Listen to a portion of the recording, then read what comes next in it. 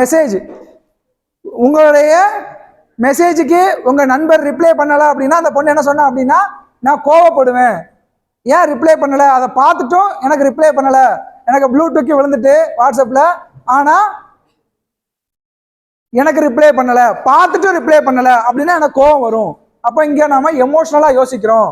ஆனால் உண்மையாக என்ன பண்ணணும் அப்படின்னா, உங்களுக்கு எதிர்த்தாக்க இருக்கக்கூடியவர்களுடைய மனநிலை என்ன, அவங்களுடைய சுச்சுவேஷன் என்ன, அவங்க ஏன் ரிப்ளை பண்ணலை, இந்த நிறைய கேள்விகள் நீங்கள் என்ன பண்ணணும், கேட்கணும். உங்களுடைய ஃப்ரெண்ட்ஷிப்பு கட்டாகாமல் இருக்கணும் அப்படின்னா, ஒரு உறவு கடைசி வரைக்கும் நீடிச்சு நிற்கணும் அப்படின்னா நீங்கள் என்ன பண்ணணும், உங்களுக்கு எதிர்த்தாக்கில் இருக்கக்கூடிய உங்களுடைய அந்த நண்பர் இருக்காங்க இல்லையா, உங்கள் அப்பாவோ அம்மாவோ நண்பரோ டீச்சரோ யாராக இருந்தாலும் அவர்களுடைய சூழ்நிலை என்ன அப்படிங்கிறத நாம உட்காந்து யோசிக்கணும். வெறுமனே கோவப்பட்டா அங்கே அங்கே என்ன ஆகும், நீங்கள் கோவப்பட்டீங்க அப்படின்னா 2 வார்த்தையை எக்ஸ்ட்ரா பேசுவீங்களா பேச மாட்டீங்களா? ஏன் மெசேஜ்லாம் ரிப்ளை பண்ண மாட்டீங்களோ? நீ அவ்வளோ பெரிய ஆளாயிட்டியோ, ரொம்ப சீன் போடுற, இப்படிலாம் பேசுவோமா பேச மாட்டோமா? இப்போ நீங்கள் 2 வார்த்தை எக்ஸ்ட்ரா பேசுறதுனால உங்கள் ஃப்ரெண்டும் 2 வார்த்தை எக்ஸ்ட்ரா பேசுவாங்க.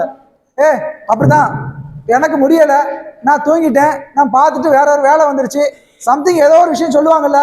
நீங்கள் 2 வார்த்தை எக்ஸ்ட்ரா தடிச்சு பேசும்போது, அங்கேருந்து 2 வார்த்தை எக்ஸ்ட்ரா வரும்போது 2 பேருக்குள்ள ஒரு மிஸ் அண்டர்ஸ்டாண்டிங் உருவாகும்.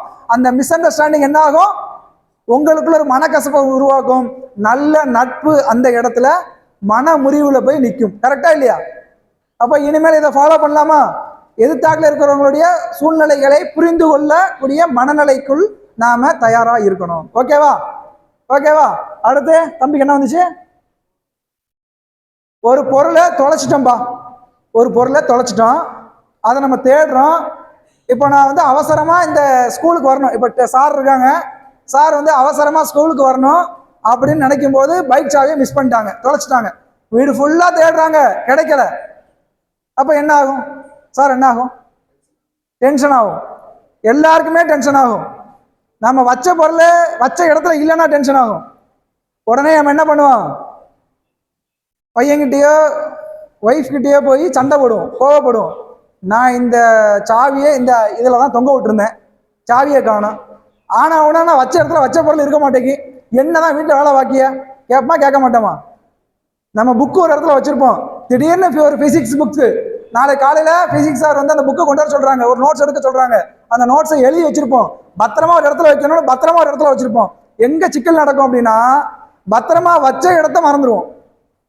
ஒரு பொருள் மிஸ் ஆகாம இருக்கணும்னு சொல்லி ஒரு இடத்துல பத்திரமா வச்சிருப்போம், ஆனா எங்க பத்திரமா வச்சோங்கிறத மறந்துடுவோம். அப்ப என்ன ஆகும், உடனே பதட்டப்படுவோம், கோபம் வரும், டென்ஷன் ஆகும், சுற்றி இருக்கிறவங்க கூட சண்டை போடுவோம். இப்படி பண்ணணும் அப்படின்னா அந்த புக்கு கிடைச்சிருமா, இல்லை அந்த சாவி கிடைச்சிருமா? கிடைக்காது.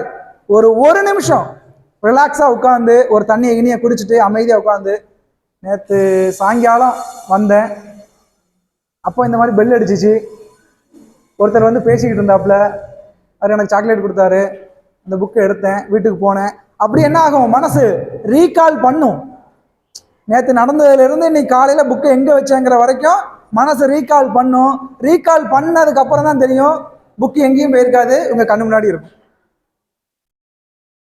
கட்டில் தலாணி கீழே கிடந்திருக்கும், இந்த தலாணி தூக்கி தூரப்பட்டதும் புக்கு கிடைச்சிருக்கும். ஒரு கர்ச்சீப் இருக்கும், அந்த கர்ச்சீப்பு கீழே அந்த சாவி இருந்திருக்கும். நடந்திருக்கா நடக்கலையா? So must relax your self.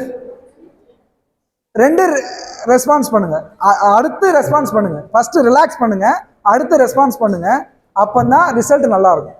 எந்த நிலையிலையுமே மன பதட்டத்துக்குள் நீங்க போனீங்க அப்படின்னா உங்களுக்கு டென்ஷன் மட்டும்தான் கிடைக்குமே தவிர நீங்க தேடின பொருள் கிடைக்காது. ஓகேவா?